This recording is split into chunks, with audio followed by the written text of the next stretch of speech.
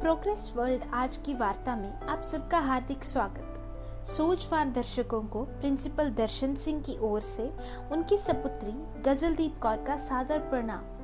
हम एक बार फिर आपके रूबरू हैं। जैसे कि आप जानते हैं कि लॉकडाउन की अवधि बढ़ा दी गई है, अधिकतर लोग फिर इसी बात को लेकर तरह तरह की बातें कर रहे हैं। इस वीडियो को शुरू करने से पहले एक दो बातें आपसे करनी जरूरी हैं। सबसे पहले आपको ये बताना जरूरी है कि इस YouTube चैनल का पर्पस आपका बहुमूल्य समय खराब करना नहीं है, न ही किसी लो स्टैंडर्ड एंटरटेनमेंट से व्यूअर्स का अटेंशन अट्रैक्ट करना है, बल्कि एक हेल्थी यूजफुल जानकारी से आपकी लाइफ में बेहतर बदलाव लाना हमारा लक्ष्य है। In other words, we can say we want to add some value to your life. You and your time is important to us. In no way your precious time will be wasted. Rather, we promise you to serve you with healthy literature and information. So, let's begin. दोस्तों, कभी आपने इस वृतांत को सुना है कि एक आदमी अपनी ड्यूटी में बेहद अनुशासित था।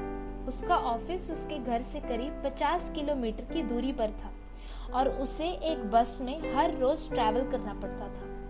वो बस पकड़ने में इतना नियमित था कि पिछले 10 सालों में उसने कभी भी बस मिस नहीं की थी। बस के स्टाफ से उसकी दोस्ती इतनी थी कि 5-7 मिनट उसका इंतजार भी कर लेते थे। ये बाबूजी 5 मिनट से ज्यादा कभी भी लेट नहीं होते थे, ऐसा था इनका डिसिप्लिन। एक बार किसी कारणवश वो इतना लेट हो गया कि बस मिस हो गई। बस स्टैंड पर जब पहुंचा तो काउंटर से बस निकल चुकी थी।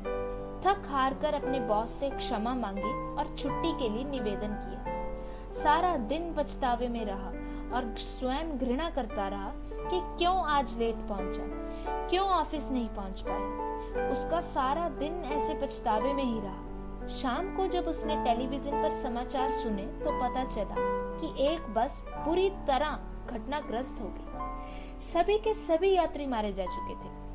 कई शव तो पहचाने भी नहीं गए थे। समाचार सुनकर पूरे देश में शोक की एक लहर सी फैल गई। जब उस बस का नंबर बताया गया तो पता चला कि ये तो वही बस थी जिसमें बाबूजी हर रोज सफर किया करते थे। इसका मतलब यह था कि भगवान ने उसकी जान बचाने के लिए उसे लेट करवाया था। अगर वो आज भी समय पर बस पकड़ता तो संभव था कि मरे हुए यात्रियों में उसका नाम भी होता और उसके परिवारजनों को कितना गहरा सदमा लगता। दोस्तों, क्या पता चलता है उपरोक्त वाक्य से? लॉकडाउन नामक घटना से भगवान हमें न जाने कितनी मुश्किलों से बचाना चाहते हैं। कभी कभी पिंजरे में बंद पक्षी सुरक्षित होता है। जो कुछ भी हो रहा है उसे कुछ लोग बुरा कह सकते हैं। कुछ लोग सरकार की निंदा करते हैं कि खामखा लॉकडाउन को बढ़ाया जा रहा है। कभी कभी हम चीन के वुहान शहर की नॉन वेजिटेरियन कम्युनिटी को कोसने लग जाते हैं। कौन चाहता है ऐसी स्थिति? कोई भी नहीं। भगवान जो भी करते हैं सभी अच्छे के लिए होता है। इंसान की अक्ल इतनी विकसित नहीं हुई कि हम भगवान की सभी योजनाओं को समझ सकें। भले ही विज्ञान, एस्ट्रोलॉजी, मौसम विज्ञान या एस्ट्रोनॉमी में हो सकता है कि हमने बहुत तरक्की की हो, लेकिन भगवान के भेदों को हम रत्ती भर भी नहीं समझ सकते। हमारी स्थिति उस बच्चे की भांति है जो कभी कभी उन खिलौनों की मांग करता है जो उसे कष्ट पहुंचा सकते हैं, जबकि पिता जानता है कि उस बच्चे की आयु उस खिलौने की इजाजत नहीं देती। साथियों, भगवान की रजा में रहना सीखिए। जैसे कि गुरु नानक देव जी प्रश्न करते हैं कि किव सचियारा होई है किव कूड़े तुट्टे पाल। उत्तर आता है कि हुक्म रजाई चलना नानक लिखिया नाल। इंग्लिश में बहुत अच्छा प्रोवर्ब है, accept what you can't change और कंट्रोल। आपका मनपसंद शौक जो भी आप करना चाहते हैं घर पर रहकर कीजिए। निस्संदेह जीवन में बहुत बड़ा बदलाव आ रहा है।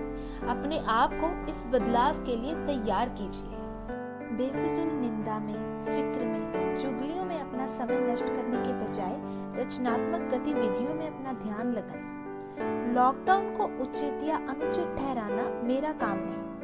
यह समझना आज जरूरी है कि कुदरत हमें इस सिचुएशन में कुछ समझाना चाहती है, तो हमारी कोशिश होनी चाहिए कि प्रकृति के इस संदेश को समझें। PMA यानी कि पॉजिटिव मेंटल एटीट्यूड आज का सबसे बड़ा अवेयरनेस है।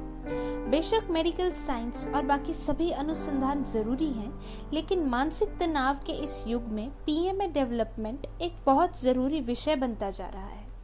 इसके एप्लीकेशंस मनुष्य के जीवन में हैरानीजनक नतीजे ला सकती हैं। आने वाले कुछ एडिशंस में पीएमए और इसकी एप्लीकेशंस की आपको जानकारी देंगे। तब तक wish you all the best.